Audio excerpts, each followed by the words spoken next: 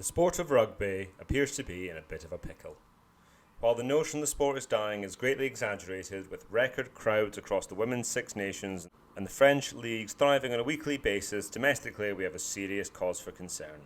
The Premiership has lost 3 teams in the space of a year, average attendances are down, the TV coverage outside of the Six Nations is simply not good enough, they have murdered the European Champions Cup, and worst of all is the litany of scandals currently prevailing through the domestic governing bodies. But hope is not lost, and whilst it's been suggested that part of rugby's problem is an old school image issue, how do we build the sport of rugby to make it more appealing to the global masses? With the Netflix documentary coming next year, the answer, as with all sports, is through stars. Star players who excite you on the pitch, but also whose stories grip you off it just as much. Today, we will find out who are the top 10 players we can build the sport of rugby around. Hello and welcome to the Boxing Weights and Rugby YouTube channel. Let's talk rugby!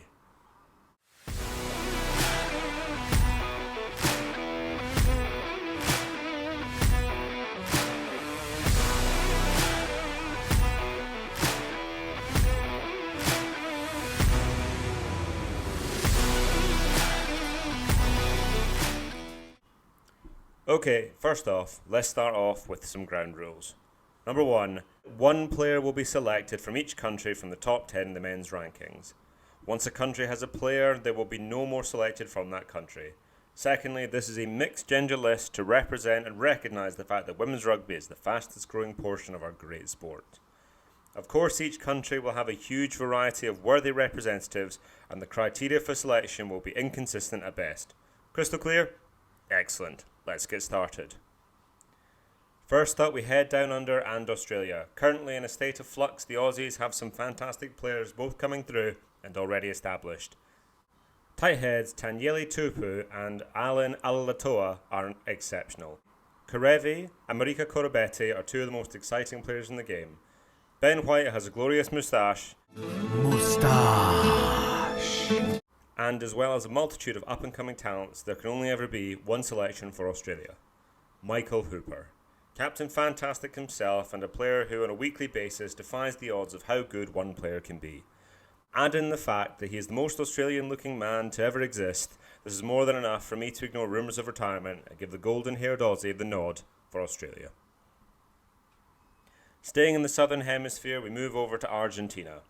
Despite personally holding a grudge against them for ruining my birthday last year,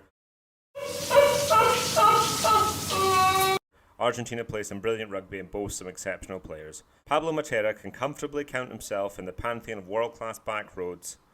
Santiago Carreras is a worthy incumbent in the heavy number 10 jersey in Argentina, but this was one of the easier choices. Yes, you could argue the fact he plays his rugby less than an hour down the road helps, but the First Minister himself, Emiliano Boffelli, has more than earned his place by arguably being the best winger in the whole of 2022. Speaking of teams who have ruined my day/week/month last year beating Scotland, we now head over to Japan, a blossoming rugby nation who play the most electric brand of rugby you could ask for, and the player to best encompass their ethos is Kazuki Himeno. Plying his trade for the Highlanders in Super Rugby, he was named the Rookie of the Year and is the crown jewel in his national side.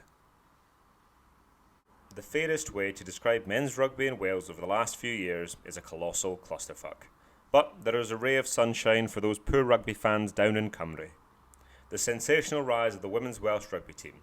Having watched them play Scotland live this year, it was a line from a previous video that inspired this whole thing. The player of the match, Cecilia Toi-Pilotu. At just 19 years old, she was literally head and shoulders above anyone else on the park, and it is no exaggeration when I say that not only is she the sort of player that Wales should build their team around, she is the sort of player you can build the sport of women's rugby around. Cecilia Toi-Pilotu is the sort of player who can change a sport. It's rare you can see somebody stand that much head and shoulders above everybody else than she did during that sunny afternoon in Edinburgh. The best part of all of it is that just at 19 years of age she has her entire career ahead of her, and her only limits are those that she places upon herself. There has always been something special about the number 10 jersey in rugby. The pivotal fly half jersey is so synonymous with the greatest moments provided by the greatest sides. And yet, there is something even more special about the number 10 jersey in New Zealand. Like it or not, the All Blacks are the most iconic side in rugby, and that hallowed number 10 has been worn by some of the greatest players to ever play the game. So, Which Kiwi number 10 have we selected to be the representative for the biggest side in rugby? Well, if you look over the last few years, there really is only one answer. Ruhe Dumont. Only one current Kiwi fly half is currently the world's player of the year. Only one number 10 led their side to win the greatest World Cup final ever played. The impact that the Black Ferns side had in women's rugby in New Zealand last year can't really be measured, but to be named player of the match in such a final speaks volumes of the ludicrous quality of such a player. A World Cup winning co-captain wearing possibly the most famous jersey in rugby. If this lady isn't a superstar in the making, then we have no hope for our sport. Now on to our surprise extra inclusion. Say what now? Italy may not be inside the world top 10, but it would be remiss of me to leave them out given the strides they have made in the Six Nations and around the world recently. The flying Ange Capuzzo and mastermind Pablo Garbesi are of course good choices, but talismanic captain Michele Lamaro simply cannot be denied. Passion is a quality I greatly admire, and nobody has more passion for his country than Benetton's finest. But he is not simply an anthem tearjerker. He is also a fabulous rugby player who, like the side he captains, is steadily improving to a ceiling as yet undetermined. Frankly, if watching Michele represent Italy doesn't make you want to take up rugby, I can't help you. The England men's rugby side is faring little better than the Welsh. The Premiership has lost 3 teams and the RFU faces an unprecedented player exodus to sunnier climes. But again, rugby fans down south have a glorious ray of sunshine to enjoy themselves. Despite losing last year's World Cup final, the Red Roses may well be the best side in rugby at the moment. Light years ahead of everybody else in the Northern Hemisphere, they have literally revolutionised women's rugby and dragged it kicking and screaming into a fledgling professional era. A few legends have recently retired, but many more are waiting in the wings, and this Six Nations, Saracen's own Marley Packer was beyond compare, finishing as both top point scorer and top try scorer from the back row. But more than just the try-scoring machine, she also puts in an incredible shift across the park, topping the carries, charts and turnovers won. A veteran of this list at 33 and 90-plus caps, Packer is simply one of the finest rugby players playing today and has a brilliant personality to boot, a complete and utter game-changer. From the number 1 ranked team in women's rugby to the number 1 ranked team in the men's and the golden generation of the Emerald Isles, this Ireland team is packed from head to toe with stars, and the obvious choice is veteran fly half Johnny Sexton. But with retirement imminent one way or another, we shall have to look elsewhere for our rugby representative in green. Josh van der Fleer is the current incumbent of the World Rugby Player of the Year, and his performances at Murrayfield this year still boggles my mind. Hugo Keane is currently the best fly half in the game, and Mac Hansen manages to combine a truly glorious moustache/scrum hat combo as well as being possibly the best winger in the Six Nations. Furlong, James Ryan and Peter O'Mahony all deserve mentions as well, but the man who ultimately gets the nod is James Lowe. The incredible scientific reasoning behind this is simply Lowe is my favourite player to watch in this spectacular Ireland side. On to the reigning world champions, and nobody sells a captivating rugby story quite like South Africa. From the most iconic image in all of rugby at the 1995 Rugby World Cup, where Francois Pienaar and co lifted the biggest trophy in our entire sport, marking the nation's first major sporting event since the end of the apartheid era, to the class of 2019. No hopers going into the tournament, the Boks pulled off a win for the ages, upsetting England to win their second trophy. So many from that historic Springbok side have a case to be made. Golden-haired, wide-front enthusiast Faf de Klerk steered one of the greatest packs with impunity. Wingers Cheslin Colby and Makazole Mapimpi added the touch of magic that every great side needs. Eban Etzebeth has thrown his hand into the ring to be one of the greatest locks of all time, but this one was never up for debate. Maybe the most iconic and inspirational figure in rugby today, how can you not have Sia Khaleesi as a seminal figure if you want your sport to prosper?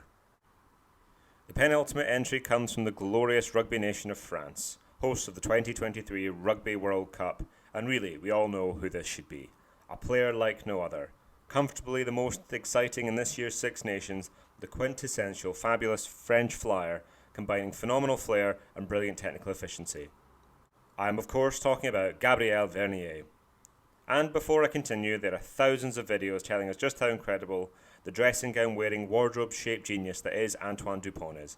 But today, let's appreciate the best 12 in women's rugby and the 2023 Six Nations player of the tournament.